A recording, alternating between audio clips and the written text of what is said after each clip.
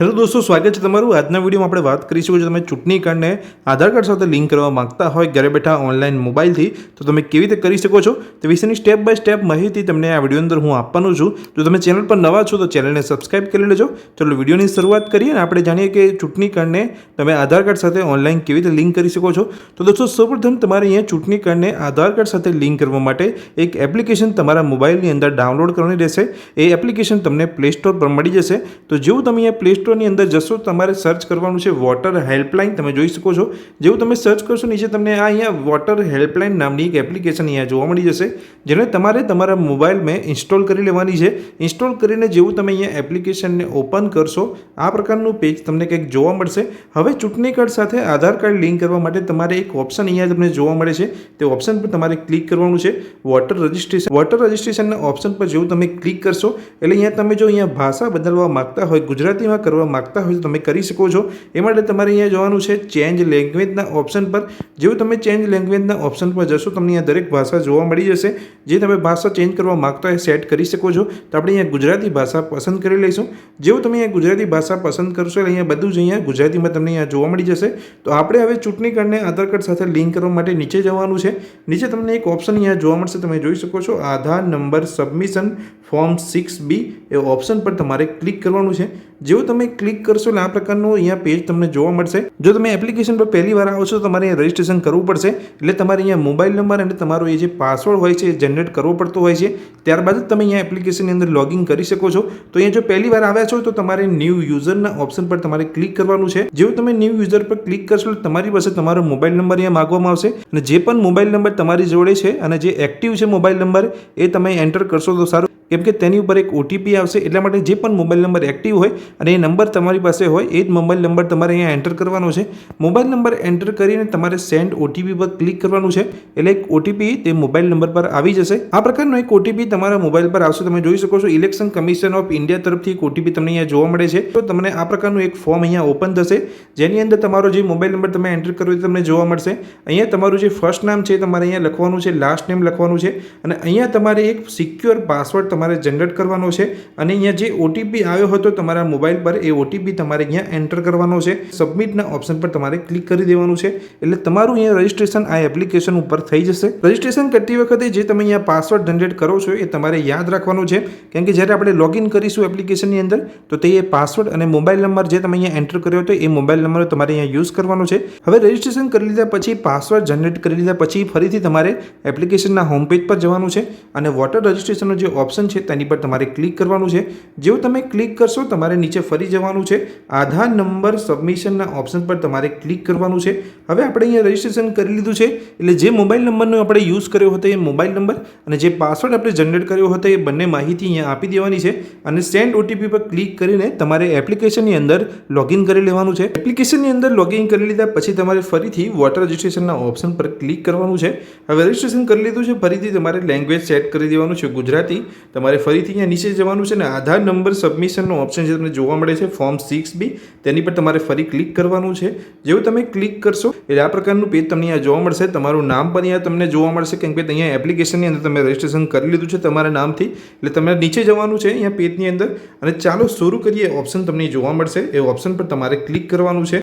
જેવું તમે ક્લિક કરશો એટલે તમને અહીંયા પૂછવામાં આવશે કે તમારી પાસે પહેલેથી જ મતદાર આઈડી નંબર છે કે નહીં।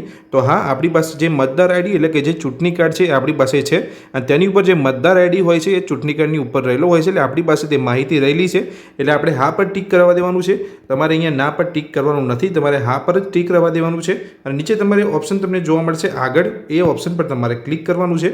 જેવું તમે આગળ પર ક્લિક કરશો એટલે તમારી પાસે અહીંયા જે ચૂંટણી કાર્ડ પર જે મતદાર આઈડી રહેલો હોય છે એ તમારે અહીંયા એન્ટર કરવાનો હોય છે, અને મતદાર આઈડી જે ચૂંટણી કાર્ડ પર રહેલો છે એ એન્ટર કરી લીધા પછી તમારે નીચે તમને ઓપ્શન જોવા મળે છે સિલેક્ટ સ્ટેટ, એટલે કે કયા રાજ્યમાંથી છો, તો આપણે અહીંયા ગુજરાત સિલેક્ટ કરી લેવાનું છે। ગુજરાત સિલેક્ટ કરી લીધા પછી તમારે વિગતો મેળવો તે ઓપ્શન પર તમારે ક્લિક કરવાનું છે, એટલે આપણે જે અહીંયા મતદાર આઈડી અહીંયા એન્ટર કર્યો અને આપણું અહીંયા સ્ટેટ આપણે જે પસંદ કર્યું એટલી માહિતી એન્ટર કરી લીધા પછી અહીંયા સિસ્ટમ એટલે કે એપ્લિકેશન જાતે તમારી માહિતી અહીંયા ફેચ કરશે, એટલે તમારું જે અહીંયા મતદાર આઈડી છે એ પ્રોપર છે, રેગ્યુલર છે કે ડુપ્લિકેટ નથી, અહીંયા ચેક કરશે, અને તમારી અમુક માહિતી અહીંયા નીચે તમને જોવા મળી જશે। જેવું તમે તમારું મતદાર આઈડી અહીંયા એન્ટર કરશો એટલે તમે જોઈ શકો છો વિગતો મેળવો ઓપ્શન પર ક્લિક કર્યા પછી તમને નીચે તમને મેસેજ જોવા મળશે કે અમને તમારા દાખલ કરેલ મતદાર આઈડી માટે રેકોર્ડ મળ્યો છે, કૃપા કરીને આગળ વધો બટન પર ક્લિક કરો. એટલે નીચે તમને જોવા મળશે બટન આગળ વધો, તે બટન પર તમારે ક્લિક કરવાનું છે. જેવું તમે આગળ વધો બટન પર ક્લિક કરશો એટલે તમારા ચૂંટણી કાર્ડ પર જે પણ માહિતી રહેલી છે બધી જ માહિતી તમને અહીંયા જોવા મળશે. તમારે એકવાર અહીંયા જોઈને વેરીફાઈ કરી લેવાની છે કે જે માહિતી છે તમારી છે કે નહીં. એ બધું ચેક કરી લીધા પછી તમારે નીચે જવાનું છે અને આગળના બટન પર તમારે ક્લિક કરવાનું છે. એવું તમે આગળના બટન પર ક્લિક કરશો તમે જોઈ શકો છો મતદાર યાદી પ્રમાણીકરણના હેતુ માટે આધાર નંબરની માહિતીનો પત્ર તમને અહીંયા જોવા મળે છે. આ પત્રની અંદર તમને તમારું નામ અહીંયા જોવા મળશે અને નીચે તમને તમારી જે મતદાર યાદીમાં જે નોંધણી કરવામાં આવેલી છે ત્યાંનું તમને જે પણ તાલુકો હશે એ તમને જોવા મળશે. સાથે અહીંયા એપિક નંબર એટલે કે તમારો જે અહીંયા મતદાર આઈડી નંબર જે હશે તમને જોવા મળશે. હવે તમે નીચે જશો તો અહીંયા માહિતી તમે જોઈ શકો છો. હું આથી મતદાર યાદીમાં મારી એન્ટ્રીના પ્રમાણીકરણ હેતુ માટે નીચેની માહિતી સબમિટ કરું છું. તો તે માટે તમારો જે આધાર નંબર અહીંયા પૂછવામાં આવે છે અહીંયા જોઈ શકો છો આધાર વિગતો. તો આપણે અહીંયા આધાર નંબર આપણે અહીંયા લિંક કરવા માટે એટલે કે ચૂંટણી કાર્ડ સાથે આધાર કાર્ડ લિંક કરવા માટે આપણે અહીંયા આધાર નંબર આપવો પડશે. એટલે તમારે અહીંયા આધાર કાર્ડ નંબર તમારો લખી દેવાનો છે. આધાર કાર્ડ એન્ટર કરી લીધા પછી તમને આ પ્રકારનું અહીંયા રાઈટ ટિક જોવા મળશે, તમે જોઈ શકો છો. હવે તમારે નીચે જવાનું છે. નીચે તમને અહીંયા બોક્સ જોવા મળશે જ્યાં તમારે ટિક કરવાની કોઈ જરૂર નથી.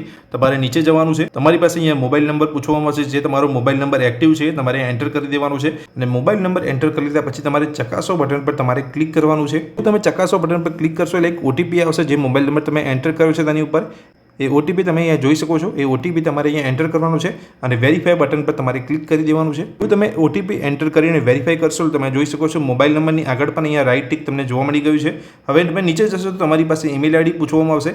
જે તમારું ઈમેલ આઈડી હોય અહીંયા એન્ટર કરવાનું છે. જો તમારી પાસે ઈમેલ આઈડી નથી તો તમે નહીં એન્ટર કરો તો પણ ચાલશે, કેમ કે અહીંયા કમ્પલસરી નથી. નીચે જશો તો તમારું અહીંયા સ્થળ પૂછવામાં આવશે. જે પણ જગ્યાએ તમે રહી રહ્યા છો અને જે જગ્યાએથી તમે અહીંયા તમારા ચૂંટણી કાર્ડ સાથે અહીંયા આધાર કાર્ડ લિંક કરી રહ્યા છો તે સ્થળનું નામ તમારે અહીંયા એન્ટર કરવાનું છે અને ત્યારબાદ તમારે નીચે ઓપ્શન જોવા મળશે થઈ ગયું તે બટન પર તમારે ક્લિક કરવાનું છે. જેવું તમે થઈ ગયું બટન પર ક્લિક કરશો એટલે જે પણ માહિતી અત્યાર સુધી તમે અહીંયા એન્ટર કરી છે, તમારો આધાર કાર્ડ નંબર, તમારો મોબાઈલ નંબર, એ બધી જ માહિતી તમને અહીંયા જોવા મળશે. તમારે એકવાર ફરી ચેક કરી લેવાની છે અને કન્ફર્મ કરો તે બટન પર તમારે નીચે ક્લિક કરવાનું છે. તમે જોઈ શકો છો જેવું તમે કન્ફર્મ કરો બટન પર ક્લિક કરશો એટલે તમારી જે અહીંયા અરજી છે ચૂંટણી કાર્ડ સાથે આધાર કાર્ડ લિંક કરવાની અહીંયા પૂરી થઈ જાય છે. આ પ્રકારનો મેસેજ તમને કંઈક જોવા મળશે. તમે જોઈ શકો છો your application has been submitted successfully. એટલે કે ચૂંટણી કાર્ડ સાથે આધાર કાર્ડ લિંક કરવાની જે તમારી એપ્લિકેશન છે અહીંયા સક્સેસફુલી સબમિટ થઈ ગઈ છે. નીચે તમે જોઈ શકો છો યોર રેફરન્સ આઈડી તમને જોવા મળે છે. આ રેફરન્સ આઈડી તમારે નોંધીને રાખવાનો છે જેની મદદથી તમારું ચૂંટણી કાર્ડ આધાર કાર્ડ સાથે લિંક થયું છે કે નહીં તેનું સ્ટેટસ તમે આ રેફરન્સ આઈડીની મદદથી જોઈ શકો છો. એટલે આ જે રેફરન્સ આઈડી છે તમારે ક્યાંક લખીને રાખવાનો છે કાં તો તમારે અહીંયા સ્ક્રીનશોટ લઈને રાખવાનો છે. હવે એપ્લિકેશન પર જઈને તમે તમારું સ્ટેટસ કેવી રીતે ચેક કરી શકો છો કે તમારું અહીંયા ચૂંટણી કાર્ડ આધાર કાર્ડ સાથે લિંક થયું છે કે નહીં તે વિશેની માહિતી હું તમને નેક્સ્ટ વિડીયો અંદર આપીશ. આ વિડીયોની અંદર મેં તમને માહિતી આપી કે તમે ચૂંટણી કાર્ડને આધાર કાર્ડ સાથે મોબાઈલથી 5 મિનિટની અંદર ઓનલાઈન કેવી રીતે લિંક કરી શકો છો.